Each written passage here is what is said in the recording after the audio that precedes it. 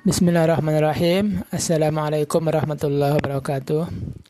Alhamdulillahirabbil alamin wassalatu wassalamu ala asyrafil anbiya'i wal mursalin sayyidina wa maulana Muhammad wa ala alihi wa ashabihi ajma'in. Rabbi shrah li sadri wa yassir li amri wahlul 'uqdatam min lisani yafqahu qawli. Nah, terima kasih teman-teman. Kita bertemu lagi di pemikiran hukum Islam modern ya.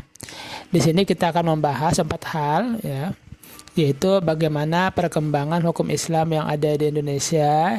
Yang pertama di era Belanda ya, dan penjajahan Belanda. Yang kedua itu penjajahan dari Jepang. Dan yang ketiga adalah era kemerdekaan, dan yang keempat adalah era reformasi. Tapi dalam pertemuan ini kita akan membahas 2 saja dulu, yaitu di penjajahan Belanda dan Jepang. Nah, sebagaimana ya, bahkan sebelum ini ya, sebelum penjajahan Belanda ya, sebelumnya kita kembali ke awal ya.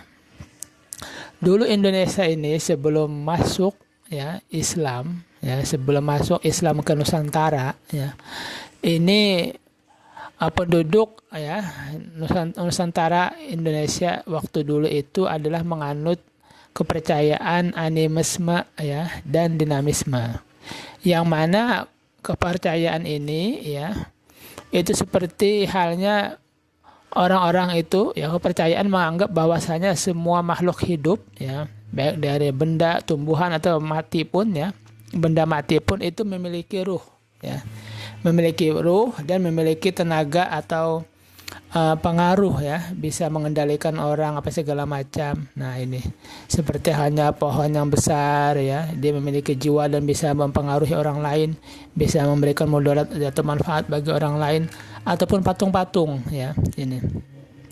Nah, mereka waktu dulu ya, masyarakat itu seperti itu ini sebelum datangnya Islam, sehingga akhirnya muncullah ya, datanglah Islam itu pada abad ke-7 ya, ke-7 Masehi ya.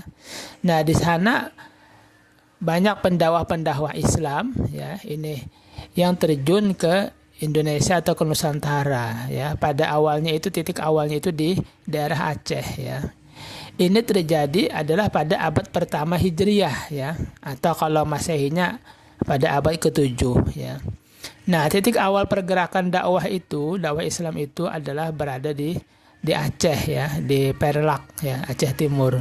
Kemudian ya, komunitas tersebut, komunitas muslim tersebut ya, itu mendirikan kerajaan yang namanya Kerajaan Samudera Pasai ya di sana. Karena udah bertahun-tahun ya ini, atau berabad-abad ya, sehingga ketika abad ke-13 ya, ini ke-13 Masehi, mereka itu mendirikan yang namanya Kerajaan Samudera Pasai. Itu kerajaan Islam pertama ya ini.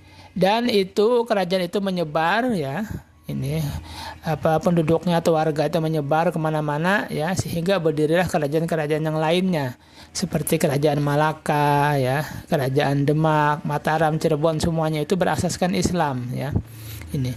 Bahkan bukan hanya Sumatera dan Jawa saja ya, Islam itu menyebar sampai ke Sulawesi ya, yaitu Kerajaan Gowa dan Kesultanan Ternate ini.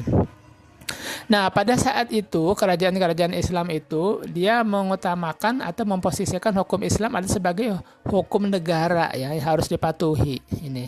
Jadi raja-raja itu mensupport ulama ini sebagai penghulu, hakim, qadhi ya, untuk menyelesaikan sengketa-sengketa yang ada di masyarakat waktu itu ya, baik dari segi perkawinan, perceraian, warisan, serta masalah ibadah yang lainnya ya ini.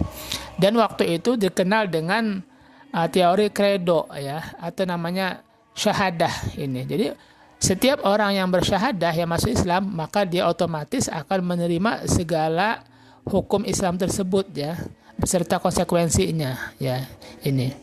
Nah, ini dijalankan ya oleh kerajaan ya, ini hukum Islam itu, dan itu setelah berlangsung berabad-abad ya, sampai hingga akhirnya datanglah penjajah Belanda ini ya. Belanda ini masuk ke Indonesia atau ke Nusantara ini pada abad ke-17 ya, awal abad ke-17 ya, dengan organisasi yang bernama VOC ya, organisasi VOC, organisasi yang berafiliasi ke bisnis ya, ini ya, mereka pada awalnya ya hanya ingin berbisnis saja ya, dan mereka tidak perlu atau tidak peduli dengan aturan-aturan yang ada di Nusantara itu ya. Tetapi ya mereka lama kelamaan ya mereka itu melihat ternyata ya hukum Islam di Nusantara ini begitu kuat ya, sehingga mereka itu agak kesusahan ya dalam berhukum ya. Mereka juga membawa hukum selain berdagang ya, visi misi mereka juga membawa hukum yang dari Belanda ya untuk diterapkan di Nusantara. Biar apa ya? Biar bisnis mereka makin lancar, makin bagus ya. Ini dan berbeda dengan hukum yang ada di Islam. Islam kan contohnya menerapkan keadilan segala macam ya, tidak boleh riba apa segala macam contoh ya seperti itu. Ini jadi agak sedikit berat ya perjalanan mereka ya, bisnis mereka. Nah sehingga akhirnya ya ini karena begitu berat ya hukum Islam ini, mereka tidak bisa menguasai ya penduduk Nusantara waktu itu ya, agak susah ya. Ini sehingga mereka berpikir ya, kita harus memisahkan mereka ini dari Islam dulu ya. Caranya adalah dengan membuat hukum adat ya. Hukum adat waktu itu lemah ya, hukum Islam yang kuat. Nah, bagaimana caranya ya? Kalau seandainya kita membenturkan hukum Islam ini dengan hukum Belanda, pasti hukum Belanda kalah ya. Tapi kita benturkan mereka dengan hukum adat mereka. Nah, ini. Jadi mereka ya Snok-Horgrons ya, orang Belanda ini ya, dia membuat teori resepsi ya, ini resepti ya, yang mana mereka mengatakan bahwasanya hukum adat itu atau semua warga itu ya, penduduk itu diatur hukumnya sesuai dengan hukum adat masing-masing. Kalau seandainya dia hukum Islam ya, dan itu sudah menjadi hukum adatnya, maka itu yang digunakan. Tapi kalau ada seandainya satu wilayah yang belum masuk hukum Islam, ya sudah pakai hukum adat itu ya. Nah ini, jadi akhirnya ya hukum adat ini dibenturkan ya dengan hukum Islam, sehingga akhirnya ya mereka orang Belanda itu hanya menerima hukum adat. Nah kayak begitu ya. Jadi kalau seandainya hukum Islam itu pengen diterima oleh Belanda, ya dimasukkan menjadi hukum adat. Nah seperti itu ya. Jadi pembenturan atau cara memisah Islam dari hukumnya itu adalah dengan dibenturkan dengan hukum adat. Ya, hukum adat dianggap nomor 1. Ini. Nah ini apa namanya, tata cara mereka ya agar melemahkan umat Islam yang ada di Nusantara saat itu. Dan ini berlaku kurang lebih 3 abad ya. Lebih ini, sehingga akhirnya muncullah penduduk Jepang ya. Ini apa namanya, pendudukan Jepang ya. Jepang mulai menjajah kita ya ini. Tapi Jepang ini bagusnya ya, dia itu mengembalikan ya, yang mana dulu hukum Islam itu jaya ya, dikembalikan seperti awal ya. Ini untuk apa? Untuk menarik simpati umat Islam. Karena Belanda kalah oleh Jepang dan Jepang ingin menarik ya simpati umat Islam, maka dikembalikanlah aturan-aturan waktu dulu ya. Yang pertama contohnya ya, ini Panglima Jepang ini dia menjanjikan untuk melindungi dan memajukan Islam ya di Pulau Jawa ini. Dan yang kedua bukan hanya itu ya, atau bentuk dari pelindungan dia untuk memajukan Islam itu adalah dengan mendirikan kantor urusan agama ya. Ini. Dan dengan itu juga Jepang membolehkan berdirinya ormas Islam ya, ormas Islam yaitu Muhammadiyah, NU ya, Masyumi, Hizbullah ya.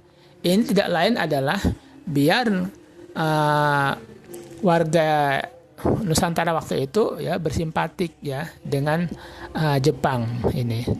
Jadi Jepang ini kalau kita lihat ya dari segi hukum Islam, dia tidak terlalu mempengaruhi ya, tidak terlalu masalah dengan hukum Islam itu ya.